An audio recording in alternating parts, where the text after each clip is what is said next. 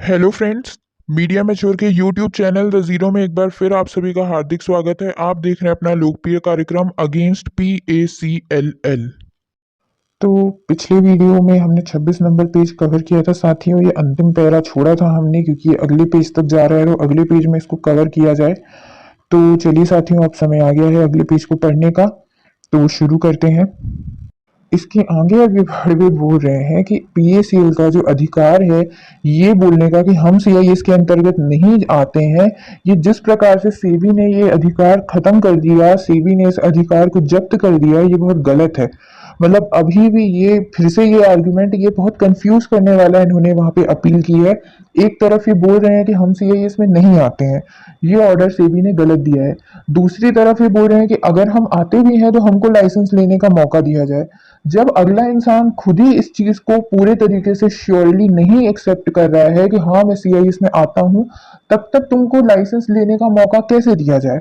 जब तुम मानो तो कि हाँ मैं CIS के अंतर्गत आता हूँ, मैंने 1999 से लेकर 2014 तक जो भी स्कीमें चलाई वो CIS में आती हैं, मैं इस चीज को स्वीकार करता हूँ, हमने गलत किया है, इसके लिए हमारे ऊपर जो फाइन लगाना चाहती है सरकार, जो उचित है कानूनी तरीके से वो आप करिए, किंतु हमको मौका दीजिए, हम आगे भविष्य में ऐसी कोई गलती नहीं करेंगे। इस प्रकार का अगर सिंपल आवेदन देती तो शायद स्वीकृत हो भी जाता। लेकिन एक तरफ जब ये कह रही है कि ये भी ऑर्डर गलत दिया गया सेबी द्वारा, वो भी ऑर्डर गलत दिया गया सेबी द्वारा, अंत में ये भी बोल रही है कि 22/8/2014 के ऑर्डर में हमको CIS माना गया है तो हमको लाइसेंस लेने का अधिकार दो। तो ये सिर्फ एक अधिकार नहीं है, अधिकार के साथ आपको कुछ कर्तव्य भी दिए जाते हैं। कर्तव्य आपके यही थे कि आपको ये चीजें गलत नहीं करनी चाहिए थी, और जब कर दी है तो अब इस चीज को खंडन करने का क्या मतलब कि 2014 से पहले हम लोग का CIS नहीं था? था तो जब से नींव रखी गई है कंपनी की तब से था, नहीं था तो कभी भी नहीं था। ये दो ही चीजें होती हैं। अगर साबित हो गया तो इसका मतलब 1999 में भी जब आपको सेबी ने बोला था उस समय आपने झूठ बोला था, उस झूठ की तो सजा लेनी पड़ेगी ना, उसको तो नहीं रोका जा सकता। तो इस प्रकार से ये कंफ्यूजन वाली आवेदन इन्होंने लगाए हैं। अपील में स्पष्ट तौर से यही लिखना चाहिए था कि हमसे गलती हो गई, हम दोबारा इस गलती को नहीं दोहराएंगे, हम पर जो फाइन लगाना है लगा दे, हम इस काम को आगे बढ़ाना चाहते हैं। अगर वो बोलते नहीं तुम नहीं बढ़ा सकते तो बोला जाता 3 महीने नहीं 6 महीने का समय दे दो या 1 साल का समय दे दो, हम भुगतान कर रहे हैं। या न भी करते, 3 महीना करते चलते भुगतान, 2 महीने के बाद उनको निवेदन करते कि देखो 2 महीने में हमने इतना भुगतान कर दिया, इसी को एवरेज मान लो 6 महीने में हो जाएगा भुगतान। क्या कमी है? जब संपत्ति थी कंपनी के पास तो भुगतान करवा के नए सिरे से काम शुरू कर लेती। पर गुमराह करना था, पैसा खींचना था, तो वो किसी न किसी तरीके से तो होगा ही ना। तो यहाँ पर फिर से ये आरोप लगाते हुए कि हमारा जो ये अधिकार छीन लिया गया कि हम CIS के अंतर्गत नहीं आते हैं, ये बोलने का अधिकार छीन लिया गया, ये गलत था। अब इसके आगे और अभी तक कुछ साबित हुआ नहीं है तो भी अब ये बोल रहे हैं कि यदि ये जो ट्रिब्यूनल है यानी सेट कोर्ट है और इसके ऊपर जो सुप्रीम कोर्ट आती है, यहाँ पर अगर ये साबित हो जाता है कि PACL जो है CIS में नहीं आती है, यानी CPACL जो है रियल एस्टेट में ही आती है, अगर मान लीजिए इन दोनों कोर्टों द्वारा ये आदेश पारित किया गया, तो इस प्रकार से जो सेबी के कारण हम जो अपना काम ये बंद कर दें, तब तक के लिए हम बैन लगा दें अपने काम को, हम सीज कर दिए गए हैं हमारे खाते, तो उस समय अगर ये आ जाता है ऑर्डर बाद में कि हम सही काम कर रहे थे, तो फिर तो हमारे साथ गलत होगा। यानी कि अभी आज की तारीख में क्या हो रहा है वो नहीं देख रहे हैं, वो आने वाले भविष्य में सुप्रीम कोर्ट का क्या ऑर्डर होगा, और उस ऑर्डर में अगर आ गया कि हम सही काम कर रहे हैं, तो फिर 2014 में जो आपका सेबी ने हमको बंद कर दिया हमारा काम, तो हमारा तो घाटा हो जाएगा।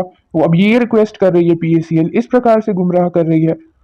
इसके आगे बोल रही है कि PACL को भी कानूनी हिसाब से पूरा मौका मिलना चाहिए। भाई 1996 से लेकर 2014 तक इतना समय मिला, आपको पता था कि CIS का काम है ये, तो हमको लाइसेंस ले लेना चाहिए, तब तक नहीं लिया। अब आगे बोल रहे हैं कि हमको भी कानून में प्रोटेक्शन मिलनी चाहिए, कानूनी रक्षा मिलनी चाहिए, यानी जब से कंपनी बनी तब से इसको कानूनी रक्षा नहीं मिल रही थी, अब ये कानूनी रक्षा मांग रही है और कह रही है कि CIS रेगुलेशन के अंतर्गत सबसे पहले हमको मौका देना चाहिए कि हम जो है रजिस्ट्रेशन लें, और ये रजिस्ट्रेशन लेने का मौका हमसे छीन कर हमारे 14 नंबर आर्टिकल में जो अधिकार दिए हुए हैं उसका हनन हो रहा है।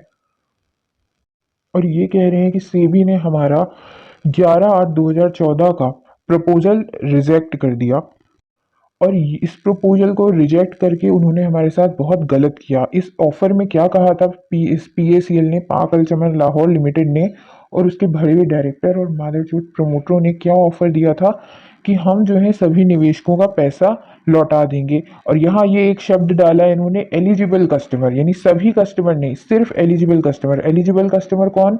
जो योग्यता रखते हैं, यानी अभी ये छांटते हैं उन कस्टमरों में कि ये योग्यता रखते हैं, ये योग्यता नहीं रखते हैं। तो इन्होंने क्या ऑफर दिया था, हम सिर्फ योग्यता वाले जो एलिजिबल हैं उनको हम सिर्फ पेमेंट करेंगे। आज भी अगर आप सेबी के पोर्टल पर स्टेटस चेक करते हैं, वहां पे भी आपको ये एलिजिबल कस्टमर शब्द नजर आता है।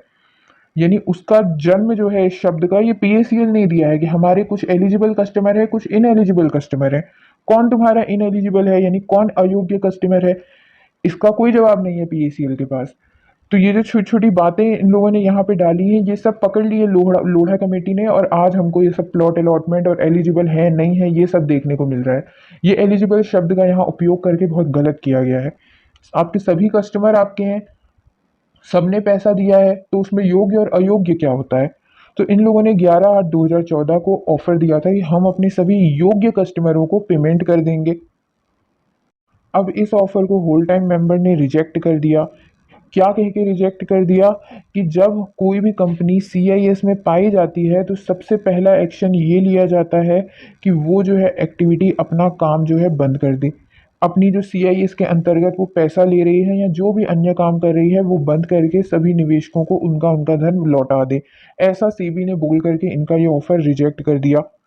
और फिर आगे बोल रही है जो हमने ये ऑफ़र दिया था, इसमें हमने अपने सभी अधिकारों का और हमारे जितने कर्तव्य हैं उनको ध्यान में रखकर वो प्रपोज़ल बनाया था, और उस प्रपोज़ल का अगर एडमिशन हो जाता तो अच्छा रहता, और हम उसके बाद CIS का अंतर्गत लाइसेंस भी लेते, उससे हमको कोई प्रभाव न पड़ता इस हमारे प्रपोज़ल का, और हम CIS के अंतर्गत अपना काम करते चलते। इस प्रकार की कुछ दलीलें दे रही है PACL। इसके आगे हम अगले वीडियो में कवर करेंगे साथियों वाई नंबर पॉइंट से। आज हमने 27 नंबर पेज जो है पूरा कर लिया है। फिलहाल के लिए बहुत बहुत धन्यवाद। जय हिंद, जय भारत।